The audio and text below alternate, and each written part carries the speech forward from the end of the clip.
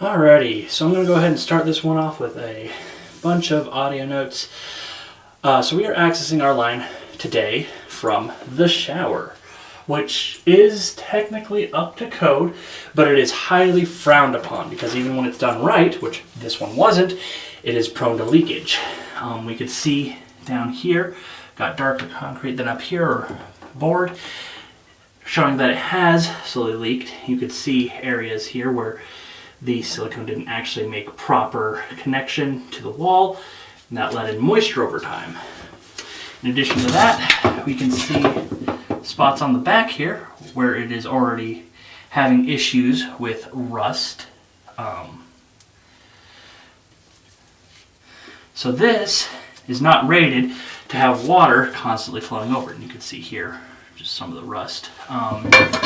These are not rated to have water constantly flowing over them. They're not designed for that. These are, aesthetic. This is the screw that they used. You can see that it's already rusting on the front here, but on the back, it's completely rusted through, which was screwed into this cap here, which has compromised it, left them a leaking time bomb. You can't screw these into the cap directly. They make inset caps with a little metal hub in the middle that you're supposed to screw your bolts into.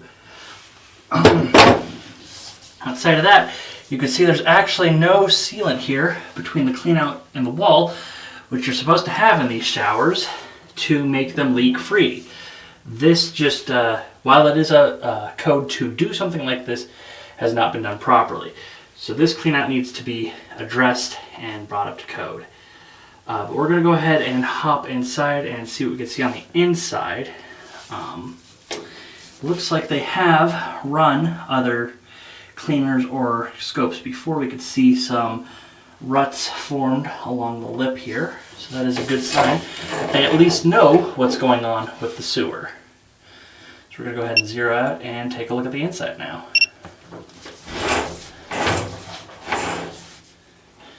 Now I'm super curious to check this out because we do not have flow from the toilet. The toilet just does not flush at all. I was expecting to see more scale build up in here, but it's actually fairly clear. So I'm going to recommend that toilet be snaked to allow proper drainage from that. We can see just how built up this was at one point. Because even now you still have channeling and buildup in several areas. Like right here you can see it's a little dip and then we hump back up. And that is holding water. And that is where we start to get these areas where we hold water and slow flow debris and get backups.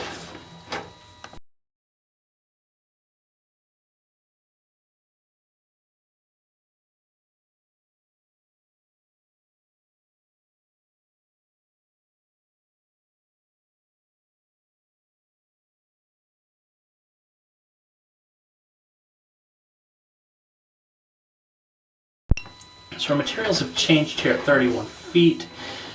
All of this is underwater here. I don't think this is something that can be cleaned because we've got back pitch here, 3 degrees. From 33 feet back to, oh goodness, it's still going.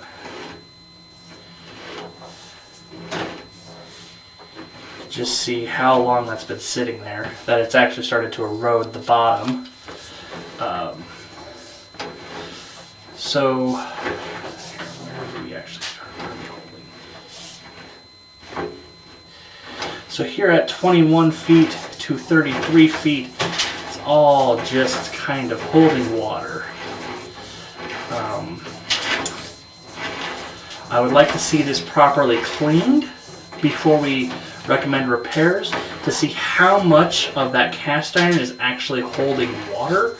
A lot of that water can be exaggerated by the amount of scale buildup or rust in the cast iron. So we want to see that properly addressed. We actually, holy cow, we have an old clay cleanout here. You don't see too many of those that are actually intact like this.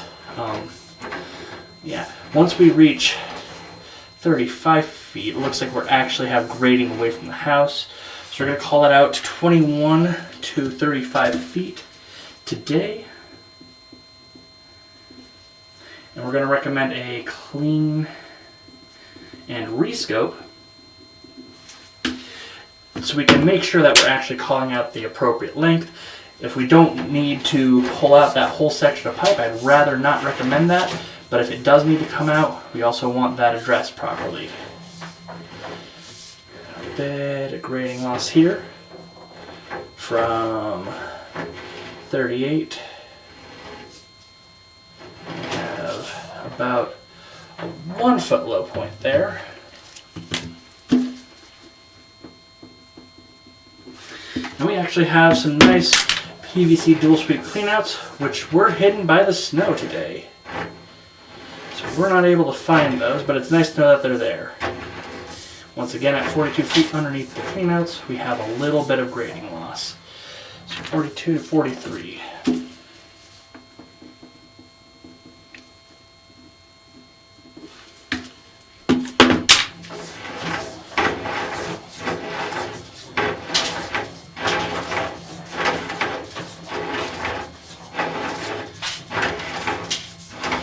Looks like as we get away from the house towards the city here,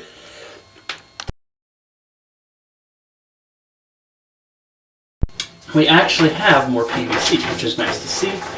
But it would have been fantastic to see them actually bring this PVC in good grading all the way back to the house, as it looks like they're probably going to have some amount of that replaced. Losing grading here, about 68 feet. 68 to 75.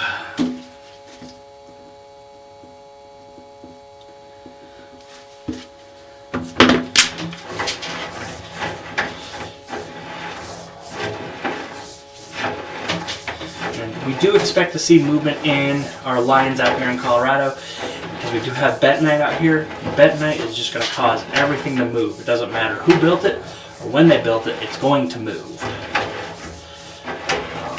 We see a lot of this more in like foundations, sewer lines, and our utilities out here. So expect some of that.